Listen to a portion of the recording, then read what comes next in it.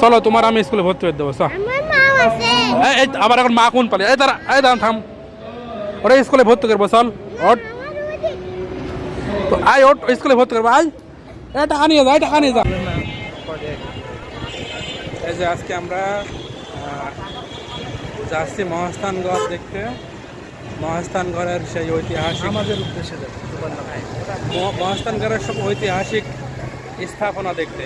আর বিশেষ করে আমাদের উদ্দেশ্য জুম্মার নামাজ পড়া এবং সেখানে গিয়ে আল্লাহর কাছে দোয়া করা, নিজের মঙ্গলের জন্য দোয়া করা। আপনি কোন উদ্দেশ্যে যাচ্ছেন? নামাজ পড়ে আল্লাহর কাছে মাপ চাওয়া। আমিও নামাজ পড়বো। এটা ঐতিহাসিক মসজিদ আর কি, বাংলাদেশের ভিতরে, বগুড়ার ভিতরে। এখানে সেখানে আল্লাহর ওলি শুয়ে আছেন, আর ওসিলায় যদি আল্লাহ পাক আমাদের মাফ করে। হ্যাঁ, হযরত শাহ সুলতান বলখি রহমতুল্লাহ আলাইহির মাজার সেখানে আছে, সেটাও আপনাদের দেখাবো। সাথে থাকুন, দেখতে থাকুন। মহাস্থানগড় জামে মসজিদে এসে পৌঁছালাম। খুবই সুন্দর জায়গা, এত সুন্দর মসজিদটা। সি লেভেল থেকে একেবারে মনে হয় 2-3 তলা উপরে, খুবই দারুণ। আসুন আপনারা দেখাই।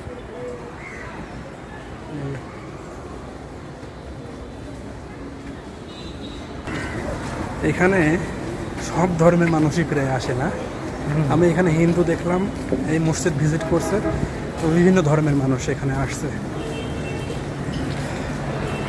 খুবই দারুণ একটা মসজিদ। এই যে এখনো আজান হবে।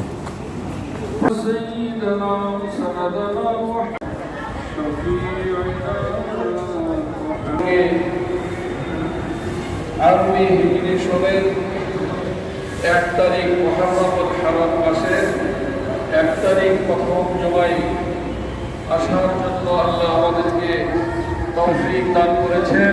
এটা হযরত শাহ সুলতান বলখি রহমতুল্লাহ আলাইহির মাজার। ভিতরে আজকে দেখাতে পারলাম। অন্য দিন ভিতরে ছবি তোলার পারমিশন দেয় না, কিন্তু এখানকার অথরিটিকে বলে আজকে ছবি তুললাম। বাইরে থেকে দেখুন।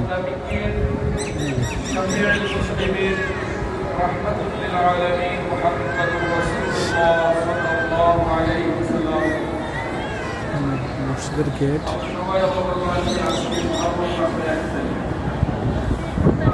এখন এখানে অনেক মানুষ এসে সেজদা করছে।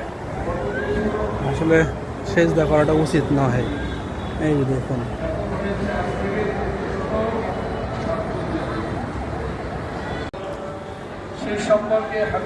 এখানে সবকিছু লেখা আছে অবশ্য, কোন কাজগুলো এখানে করা যাবে, কোন কাজগুলো করা যাবে না।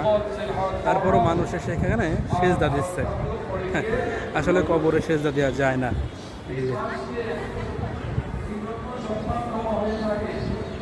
আমার কাছে কেন আমার টাকা?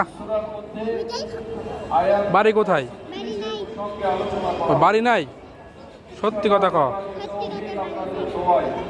নাম কি? 10 টাকা দিয়ে কি খাবা? তুমি এখন কি করো? এই তো ক্যামেরা দিয়ে তাকাও। কি করো এখানে? ওটা বাচ্চা ছেলে, ভিক্ষা করে খাও? পড়াশোনা করো না? হ্যাঁ, স্কুলে ভর্তি নাই না? চলো তোমার আমি স্কুলে ভর্তি করে দেবো। আবার এখন মা কোন পালে? এই তারা এই দাঁড়ান থাম, ওরা স্কুলে ভর্তি করবো। চল ওট তো আয়, ওট স্কুলে ভর্তি করবো। আয় এই টাকা নিয়ে যা, টাকা নিয়ে যা। এখানে এখানে ভর্তি করবো। এই ধর এনে টাকা ধর। দেখুন কত ধরনের মানুষ এখানে।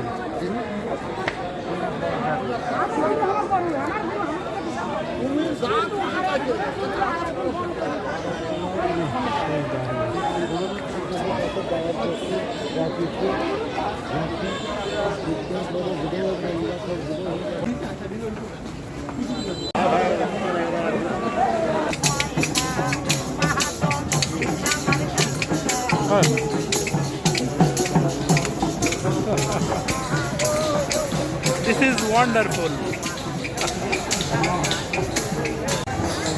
প্রায় সব জায়গায় এরকম গান বাজনার আয়োজন চলছে।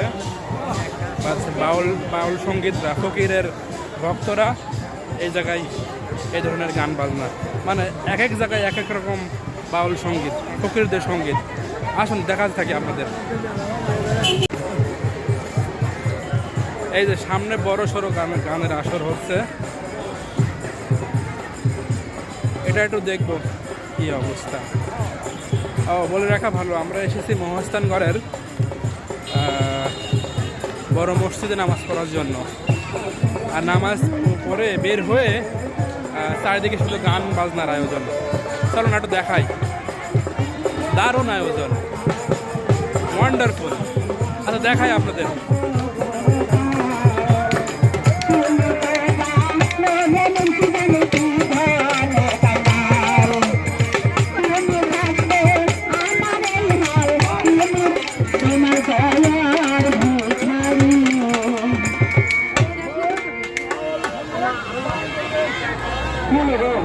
এই যে আমাদের সাথে একজন আমাদের সাথে একজন হুজুর আছে, উনি গান দেখেন না। গান দেখেন আপনি? মানে ঘটনা হচ্ছে, মানে আজকে জুম্মার দিন নামাজ পড়তে আইছি, তো নামাজের ভিতরে আসলে এইসব গান বাজনাগুলো যায় না।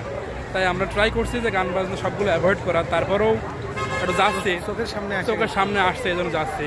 তাছাড়া মূলত কিন্তু আমরা ইবাদতের উদ্দেশ্যে আসছি, কিন্তু এখানে জটলা বেঁধে এত পরিমাণ গান বাজনা, মানে বিভিন্ন জায়গায় বিভিন্ন রকম শিল্পীরা এসে এখানে গান বাজনা করছে। আসুন আপনাদের অনেক অ্যাক্টিভিটি দেখাবো এখনও। আর আমরা কী করবো, দুপুরে লাঞ্চ, তাই না? আমরা দুপুরে লাঞ্চ শেষ করার পরে অনেক অ্যাক্টিভিটি আছে, সেগুলো দেখাবো।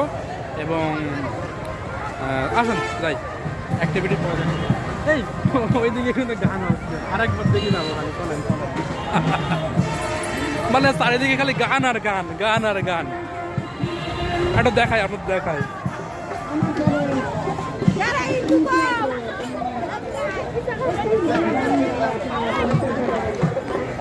মানে যেদিকে যাচ্ছি ওষুধ বিক্রি করছে না।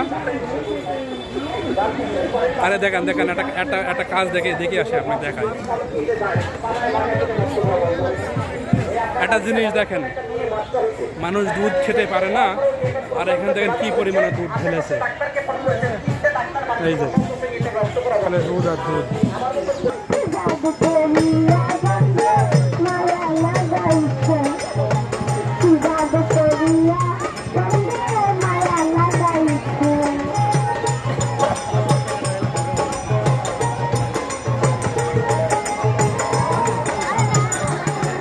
এখন বৃষ্টি আসবে, সন্ধে মায়া লাগাইছে। দর্শক, এখানে শেষ করলাম মহাস্থানগড়ের বিখ্যাত মাজার মসজিদ থেকে। আজকের মতো এখানেই বিদায় নিচ্ছি। সবাই ভালো থাকবেন, সুস্থ থাকবেন। আল্লাহ হাফেজ।